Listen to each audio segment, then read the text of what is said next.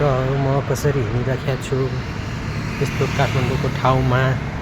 बिहान बिहान म यसरी राति भन्नाले बिहानको 4 बजीतिर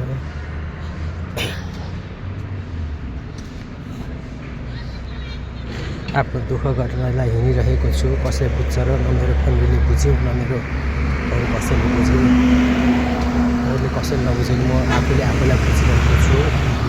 मेरो दिन चाहिँ दैनिक यसरी चलिरहेको छ। बिहान जाने 4 बजी उठेर जानुपर्ने छ। खै मेरा फ्यामिलीहरू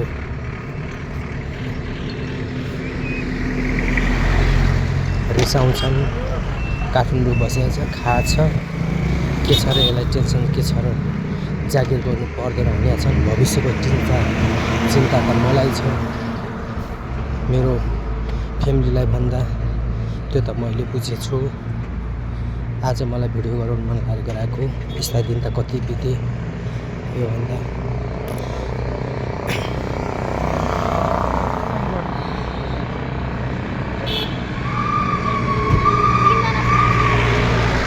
योभन्दा दुःखका दिन अझ कति गए।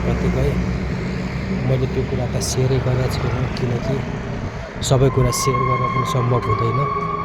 कतिपय कुरा रिसाए पनि हाँसेर बोल्नुपर्छ भनेको जस्तै कतिपय कुराहरू त म त सेयरै गरेको छैन भन्दै अब आजलाई यही टुङ्ग्याउँछु। म जाने गाडी पनि आइसक्यो। अब यहाँबाट आधा घन्टामा जान्छु। ल।